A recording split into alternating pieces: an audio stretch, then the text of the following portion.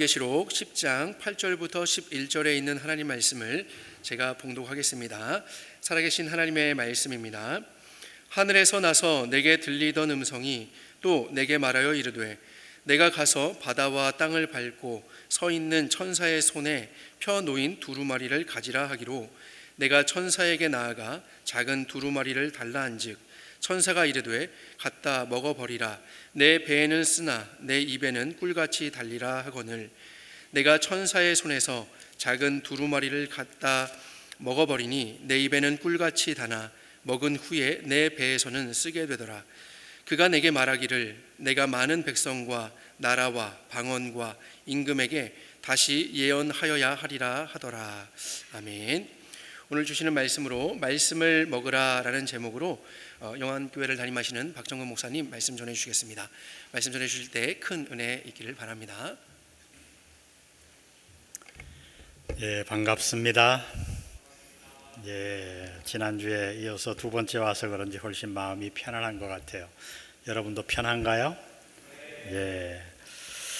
우리 믿는 자들이 하나님께 받은 축복이 많지만은 그 중에 가장 중요한 것 하나를 꼽으라고 하면 바로 성경이에요. 여러분, 성경은 신기한 책이에요. 보통 책을 많이 오래 써봐야 10년 쓸까요? 근데 성경은 몇 년 동안 쓰여졌는가? 1600년 동안. 몇 명의 저자? 39명. 그들은 서로 만나본 적도 없어요. 세 개의 언어로. 자, 여러분이 돈이 많아요. 39명의 작가들을 모아서 이러이러한 주제로 글을 써오세요 하고 글을 써와서 39개를 딱 한 권으로 묶으면 하나의 스토리가 될까요? 천만에 안 돼요. 근데 이 39명은 만나본 적도 없고, 어떤 사람은 1600년 전에, 어떤 사람은 1600년 후에, 언어도 다르고 나라도 달라요. 근데 글을 썼는데 창세기부터 계시록까지 안 맞는 게 하나도 없어요. 사람들을 왜 성경을 아무것도 아니라고 얘기하느냐? 딱 하나예요. 무식해서. 안 읽어봐서 그래요.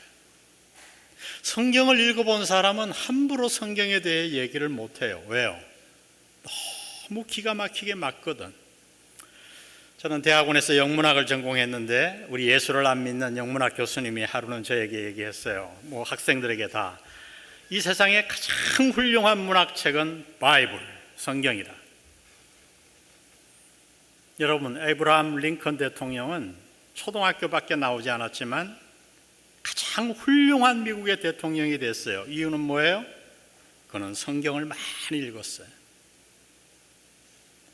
철로역정, 잠 번연, 성경 다음으로 많이 팔린 책이죠. 초등학교 문전에도 안 갔어요. 근데 그는 어떻게 그 유명한 책을 썼는가? 철로역정 안 읽어본 사람 있나요? 회개하고 가서 다 읽어봐야 돼요. 너무너무 재미있고 꼭 읽어보세요. 저는 몇 번을 읽었나 몰라요. 초등학교도 안 나왔는데 그는 어떻게 그런 책을 썼는가? 성경을, 감옥에 가서 성경을 많이 읽었거든. 여러분, 성경을 신학적으로는 용어로 얘기하면, 좀 어려운 용어로 얘기하면 계시라 그래요. 다 같이 계시. 레벌레이션, 영어로 그렇게 얘기하는데 요한계시록도 레벌레이션이고 계시도 레벌레이션이에요. 이 레벌레이션은 뭐냐 하면 열어 보이다, 이런 뜻이에요. 자, 제가 주먹을 꽉 쥐고 있으면 여러분 가운데 제 손금을 알아맞출 사람, 알아맞히면 제가 돈 다 주고 갈게요. 근데 카드도 주고 갈게요. 없죠? 못 알아맞히죠. 근데 제 손금을 알아보는 가장 좋은 방법이 있어요. 뭐예요? 제가 열어 보이면 돼. 성경은 뭐냐? 하나님이 천국의 진리를 저와 여러분에게 은혜로 열어 보이신 거예요. 생각해 보세요. 이 땅이 창조되었음을 우리가 어떻게 알죠? 성경을 통해 하나님이 열어 보이셨어요. 이 땅을 지으신 분의 이름이 여호와 하나님임을 어떻게 알죠? 성경이 아니었다면 2000년 전에 유대 땅에서 33년을 살다가 돌아가신 분이 이 땅을 지으신 성자 하나님임을 우리가 도대체 어떻게 알 수 있나요? 그분이 십자가에 달려 돌아가신 것이 정치적인 희생이 아니고 나와 여러분들의 죄를 대신하여 죄를 갚기 위해 돌아가셨다는 사실을 성경이 아니면 도대체 우리가 어떻게 아나요? 죽음 이후의 끝이 아니고 영원한 세계가 있다는, 그래서 우리는 예수님과 같이 장차 부활하여 예수 믿는 자들은 다 영생을 누린다는 그 사실을 우리가 어떻게 아나요? 성경 때문에 아는 거예요. 성경을 읽어보면 성경은 스스로에 대해, 가치에 대해 많은 얘기를 합니다. 그 중에 우리와 맞닿는 아주 중요한 구절, 시편 119편 105절, 우리 다 같이 한번 읽어보면 좋겠어요. 다 같이 읽겠습니다. 시작. 주의 말씀은 내 발의 등이요 내 길의 빛이니이다. 유명한 말씀이에요. 우리가 사는 이 세상은 이렇게 환하게 전기불 속에 사는 것 같아도 영적인 안목으로 보면 암흑이에요. 어느 길이 좋은 길인지 몰라요. 여러분, 인생을 어떻게 살아야 할지. 특별히 우리 눈에 보기에는 정말 성공하는 길 같아. 그런데 달려가 보면 절벽, 사망의 길이 너무 많아요. 그래서 하나님은 솔로몬을 통해서 잠언 16장 25절에 이렇게 말씀했어요. 다 같이 읽습니다. 시작. 어떤 길은 사람의 보기에 바르나 필경은 사망의 길이니라. 분명히 성공 같아요. 저 길 같아요. 저것이 나를 행복할까 만들 것 같아요. 근데 달려가 보면 꽝이에요. 사망이에요. 무엇이 우리를 축복의 길, 생명의 길로 인도하는가? 성경은 말합니다. 하나님의 말씀이라고요. 또한 하나님의 말씀은 우리를 인도할 뿐 아니라 우리를 치료도 하세요. 우리가 잘 아는 히브리서 4장 12절에 보니 하나님의 말씀은 살아있고, 이 말씀이 중요해요. 살아있고 활력이 있어. 그 다음은 비유예요. 좌우의 날쌘 어떤 곰보다도 예리하여, 비유죠. 홍과 영과 관절과 골수를 찔러 쪼개기까지 하며, 성경이 우리를 치료하는 거예요. 여러분, 이 땅을 살면서 상처받지 않고 살면 얼마나 좋아요. 근데 여러분, 아무리 좋은 학교를 다니고 아무리 좋은 부모 밑에서 자라도 우리는 자라면서 마음의 상처를 받고 살아요. 저는 얼마 전에도 나이 50 넘은 사람이 제 앞에 와서 펑펑 우는 모습을 잊어버릴 수가 없어요. 어릴 때 받은 그 부모에게 상처를 아직도 해결 못했어. 무엇이 우리의 상처와 우리를 치유할 수 있는가? 성경은 말합니다. 하나님의 말씀이 우리를 치유할 수 있다고 말씀하십니다. 그러니 여러분, 이 하나님의 말씀, 성경보다 더 귀한 게 어디 있겠어요? 그러면 과연 이 귀한 하나님의 말씀을 오늘 믿는 자들은 어떻게 대하고 있는가? 제가 통계를 찾아보니까 하나님의 말씀, 성경을 가끔씩이라도 읽는 그리스도인은 59%, 일주일에 한 번 읽는 사람은 37%, 매일 읽는 사람은 9%. 여기도 제가 한번 조사해보고 가고 싶은데 시간이 없네. 그런데 한국인의 우리 믿는 자들의 한 주간의 TV 시청 시간은 얼마인가? 23.7시간. 거기다 더하여 스마트폰까지. 생각을 해보세요. 오늘 믿는 자들이 힘이 없는 이유는 너무 당연한 거예요. 우리가 정말 성경이 나의 삶을 인도하고 나를 치유하고 나에게 생명을 주는, 나를 살리는 말씀이라고 믿는다면 우리는 매일매일 말씀을 묵상해야 할 줄로 믿습니다. 오늘 우리가 읽은 계시록의 말씀은 뭐냐? 사도 요한이 본 환상을 기록해 놓은 거예요. 사도 요한은 그 당시에 아주 불의한 세상에 살았어요. 예수 믿으면 감옥에 가야 돼요. 그래서 예수 믿는다는 것 때문에 이 사도 요한은 밤모섬에 유배 생활을 하고 있었어요. 근데 주일이 되어 비록 유배를 왔지만 하나님 앞에 예배를 드리고 있었어요. 그런데 그 예배 시간에 요한 앞에 환상이 쫙 펼쳐지는 거예요. 요한 앞에 천사가 나타나더니 손에 책을 들고, 성경책을 들고 설교를 하는데 어떻게 하는가? 한 발은 바다에, 한 발은 육지에, 세상을 강단 삼아 천사가 막 설교를 하는데 그 설교가 우레와 같은 거예요.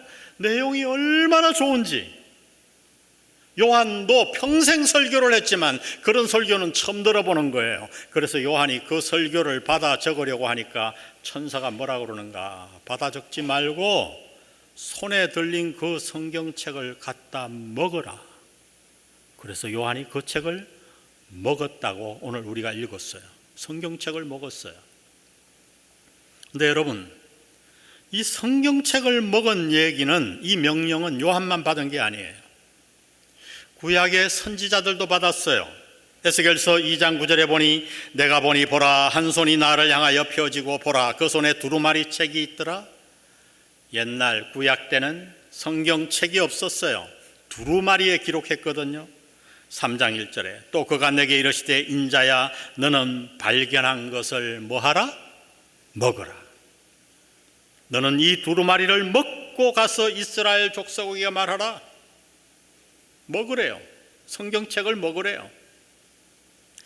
예레미야도 자신이 성경책을 먹었다고 말합니다. 15장 16절에 보니 만군의 하나님 여호와시여 나는 주의 이름으로 일컬음을 받는 자라. 내가 주의 말씀을 얻어 먹었사오니 주의 말씀은 내게 기쁨과 내 마음의 즐거움이오니이다. 여러분이 여기서 말씀을 먹는다는 것은 은유적인 표현이에요. 문자적으로 성경책을 씹어 먹으란 얘기가 아니잖아요. 그러면 성경책을 먹는다는 이 은유적인 뜻이 뭘까요? 여러분, 이것을 아는 게 오늘 제 설교의 핵심이에요. 이걸 놓치면 다 놓치는 거예요. 자, 이 성경을 먹는다는 은유적인 표현이 무슨 뜻인가를 알기 위해 우리는 두 가지 구절을 살펴볼 거예요. 첫 번째, 이사야 31장 4절 여호와께서 이같이 내게 이르시되 큰 사자나 젊은 사자가 자기의 먹이를 움키고 뭐 할 때에, 우리 다 같이 한번 읽어봅니다. 빨간 색깔 시작. 으르렁거릴 때. 뭐 이게 뭔 뜻인지 이해 못할 사람 없죠? 사자가 쫙 배고픈 사자가 딱 짐승을 잡으면 어떻게 해요? 먹으면서 조용히 먹나요? 아니에요. 으르렁 으르렁 자꾸 소리를 내요. 왜 그래요? 너무 기뻐서. 또 누가 그 보물 같은 자기 먹이를 가져갈까 봐. 요즘 다 개를 많이 키우시죠? 제가 해운대 살아서 매일 동백섬을 걷는데 요즘 애기 데리고 가면 아무도 안 쳐다봐요. 사람들에게 주목받으려면 뭘 데리고 가야 된다? 개. 예쁜 개를 데려가면 다 쳐다봐요. 제가 너무 가슴이 아파가지고 어느 날 갔는데 한 젊은 여인이 와서 유모차를 끌고 왔어요. 아, 애기 데려왔네. 그리고 이제 애한테 제가 하이 해주려고 딱 유모차를 보는데 개가 거기 있는 거예요. 여러분, 개를 왜 유모차까지 데리고 다녀요? 자, 여러분이 이제 밖에서 갈비를 먹었어요. 고기를 많이 남겨서 여러분 기르는 사료 동물이잖아요. 사료를 먹이잖아요. 개한테 딱 줘보세요. 어떻게 하나요? 씩 웃던가요? 아니요. 탁 물고 구석으로 가요. 먹는데 막 가르렁거려요. 가르렁 가르렁 가르렁. 왜 그래요? 너무 좋아서. 그 음식을, 그 갈비를 누가 뺏어갈까 봐. 이 짐승이 먹이를 소유하고 어르렁거리고 가르렁거리는 소리를 히브리어로 뭐라 그러냐? 하가라고 합니다. 다 같이 한번 따라해 봅시다. 하가. 예배 시간에 나오니까 히브리어도 가르쳐 주잖아요. 하가. 다시 한번 합니다. 하가. 그런데 이사야는 이 하가라는 단어를 비둘기 울음소리에도 사용했어요. 38장 14절. 나는 제비같이 핫같이 지저귀며 비둘기같이 울며 나의 눈이 쇠하도록 앙망하나이다. 자, 여러분 시골 가면 할아버지 할머니들이 닭에게 모이를 줍니다. 뭐라고 주죠? 뭐라고 닭을 불러요? 오, 아는 사람이 있네요. 구구 하고 불러요. 그래서 모이를 탁 주면 방학 때 가서 한번 줘보세요. 닭이 어떻게 먹어요? 아무 소리도 안 하고 먹나요? 아니에요. 소리를 내요. 뭐라고 소리 내냐면 꾹꾹꾹꾹꾹꾹꾹꾹. 그래서 구구라고 부르는 거예요. 왜 소리를 내는가? 너무 기뻐서. 또 그 모이를 누가 가져갈까 봐 두려워서. 이 비둘기가 구구하고 우는 소리가 히브리어로 뭔가 하면 하가예요. 똑같은 단어예요. 그러니까 이 하가라는 단어는 뭐냐 하면 새나 짐승이 자신이 좋아하는 먹이를 가지고 그 음식이 너무 좋아서 그것을 빼앗길까 봐 염려하여 내는 소리, 그것을 하가라고 히브리어는 표현한 거예요. 근데 여러분, 이 단어가 왜 중요할까요?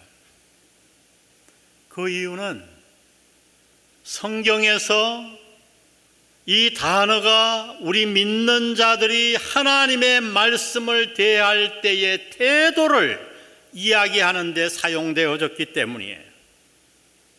시편 63편 6절 우리가 잘 아는 말씀이에요. 내가 개역 성경으로 준비했는데, 내가 나의 침상에서 주를 기억하며 밤중에 주를 뭐 할 때에 하오리니? 묵상할 때에. 여러분, 여기서 묵상이라는 단어가 히브리어로 뭔지 아세요? 하가예요. 하가예요. 그러니까 이 말은 뭐냐 하면, 직역하면 이런 뜻이에요. 내가 하나님의 말씀을 으르렁거리며 구구거리며 그렇게 하나님의 말씀을 대했다는 거예요. 그래서 이번에 성경을 새로 번역할 때는 이 구절을 어떻게 번역했는가? 내가 나의 침상에서 주를 기억하며 새벽에 주의 말씀을 작은 소리로 읊조릴 때에, 묵상이란 단어를 이렇게 바꿨어요. 읊조릴 때에. 좋은 번역이죠. 구구거리며 어르렁거리며 읊조리며. 그러므로 여러분, 이 하가라는 단어는 우리 믿음의 조상들이 하나님의 말씀을 읽는 행위를 지칭할 때 사용되어졌던 단어예요. 마치 짐승들이 자신이 좋아하는 음식과 뼈를 이빨과 혀와 위장과 온몸을 사용해 씹고 맛보고 삼키듯이 우리 믿는 자들은 하나님의 말씀을 그렇게 대해야 한다는 거예요.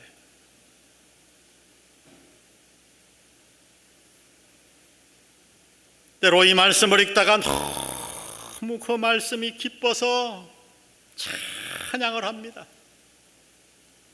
때로 그 하나님의 말씀을 읽다가 하나님께서 내 안에 숨겨놓은 죄악을 지칭하고 권면하실 때에 그 앞에 통회하고 자복하고 엎드려서 하나님 앞에 나아가는 행위, 그게 바로 우리 믿는 자들이 하나님의 말씀을 대하는 태도여야 한다고 말씀하고 있는 거예요. 당신은 어떤가요? 지금까지 교회 나오면서 이렇게 말씀을 읽어본 적이 있던가요? 저는 원래 목사 되려고 한 게 아니에요. 근데 고등학교 1학년 지금도 잊어버리지 않아요. 4학년 때 저는 예수님을 개인의 구세주로 영접했는데, 어느 날 고등학교 1학년 때 로마서를 읽는데 지금도 잊어버리지가 않아요. 단어들이 금빛이 되어서 튀어서 저에게 뛰어오는 것 같았어요. 그 복음이 얼마나 뜨겁던지, 십자가 찬송을 부르면 얼마나 울었던지. 우리 부모님이 그렇게 반대했는데 저는 그래서 신학교를 갔어요. 오늘 목사가 되어 여러분에게 설교하고 있는 거예요. 여러분은 지금까지 성경을 어떻게 읽어오셨나요? 리더스 다이제스트에 한 그리스도인의 이야기가 실려서 전해드립니다. 불행하게도 큰 교통사고를 당했어요. 그는 그 순간 눈을 뜨자 놀라운 일이 일어났습니다. 시력을 다 잃어버렸어요. 침상에 누워있는데 수많은 것들이 후회가 되었지만 그 중에 가장 큰 후회 중에 하나가 뭐였는가? 모태신앙이고 평생 교회를 다녔는데 그는 단 한 번도 창세기부터 계시록까지 성경을 읽어본 적이 없었어요. 그게 너무 후회스럽고 하나님 앞에 죄스러웠어요. 점자책을 배워 읽으려고 했지만 손가락에 신경이 다 죽어버렸어요. 그는 어떻게 했는가? 혀로 점자책을 배우기 시작했어요. 보통 1년이면 배우는데 3년이 걸렸다고 합니다. 그리고 그는 거기다 글을 이렇게 써놨더라고요. 혀로 점자책을 배워 성경 말씀을 읽어 나가는데 그 말씀이 얼마나 단지. 정말 자살해야 되겠다, 죽어야 되겠다 그렇게 생각했는데 그 침상에서 삶의 용기를 얻고 날마다 말씀을 읽으며 자기 마음에 있는 기쁨에 대해서 쭉 써놨더라고요. 여러분, 그래요. 말씀에는 능력이 있는 줄 믿습니다. 하나님의 말씀은 뭐냐? 쉽게 얘기하면 저와 여러분을 향한 편지예요. 이제 여기 앞으로 연애를 해본 사람도 있을 것이고 연애를 할 사람도 있을 거예요. 지금은 다 문자로 메일로 이렇게 하지만 우리 때는 다 손편지를 썼어요. 저도 저희 집사람하고 6년 연애 끝에 결혼했는데 제가 군에 가 있을 때도 집사람이 계속 편지를 보냈어요. 300통이 넘는 편지를 지금 제가 잘 보관하고 있어요. 팔순까지 하나님이 살려주시면 팔순 때 한번 읽어보려고 제가 보관해놨어요. 군에서 집사람이 편지가 오면 어떡하나요? 에이, 바쁜데 뭐 휴지통에 넣을까요? 한 번만 읽을까요? 어떤 편지는 수도 없이 읽어요. 그것 때문에 군 생활을 할 수 있었어요. 여러분, 성경은 여러분을 향한 하나님의 편지예요. 그것도 능력의 편지요, 축복의 편지예요. 모든 축복이 그 성경에 담겨 있는 거예요. 그런데 하나님이 여러분에게 편지를 썼는데 한 번도 읽어본 적이 없어. 믿는 사람이라고 할 수 있나요? 우리 교회는 생짜배기 간증들이 많아요. 생짜배기가 뭐냐 하면 경상도 말로 잘 이해하죠. 처음 예수 믿은 사람들 비율이 7:3이에요. 지난주에 조사하니까 6.5 대 3.5. 그러니까 대부분이 처음 예수 믿는 자들이 많아요.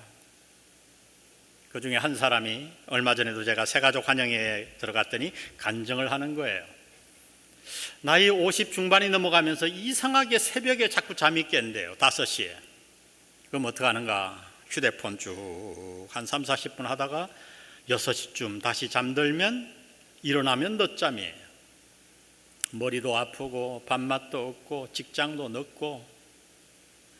그런데 교회를 나오니까 뭘 시키는가? 우리 교회는 큐티를 시켜요. 전부 아침마다 큐티를 해가지고 다락방, 카톡방이 있는데 거기다 다 올려야 돼요.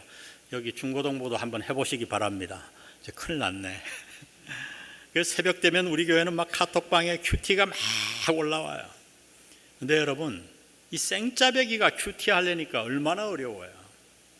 그냥 안 되잖아요. 그러니까 성경 사전도 찾고 주석도 옆에 갖다 놓고 보통 빨리 끝나야 1시간, 어떨 때는 2시간, 그렇게 새벽에 큐티를 3개월을 했대요. 근데 그 사람이 그 간증을 하는 거예요.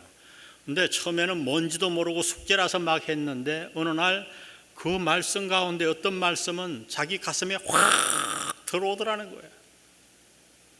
신기하게 그 말씀이 하루 종일 머리와 가슴을 지배해서 사업을 하는데 그렇게 마음에 고민이 많았는데 고민이 다 사라지고,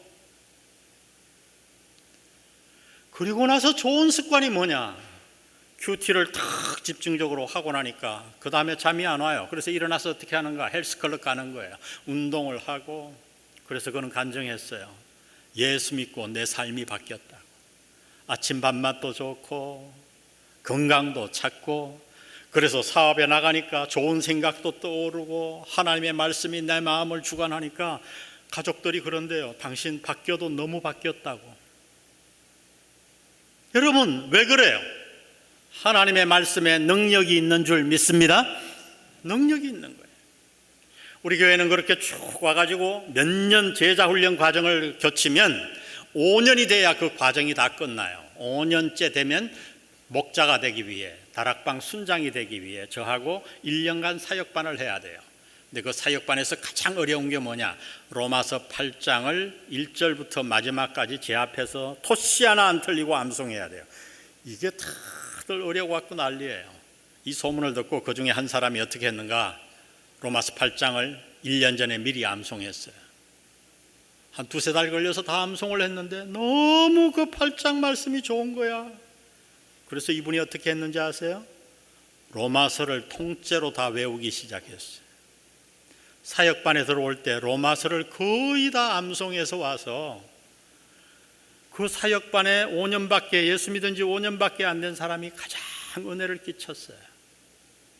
그분은 사람은 좋았는데 문제가 뭐였는가? 취미생활이 너무 많아. 낚시도 좋아하고 테니스도 좋아하고 친구를 너무너무 좋아하고 또 이 꺾는 것도 너무 좋아했어.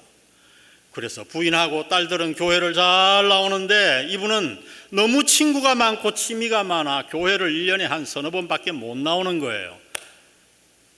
그런데 신기한 일이 일어났어. 로마서를 다 배우고 나서 술이 딱 보기도 싫어지더래요.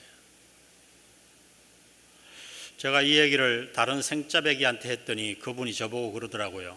가만히 듣더니, 목사님, 제 생각에는 그분이 아마도 술 맛을 제대로 모르는 분 같습니다.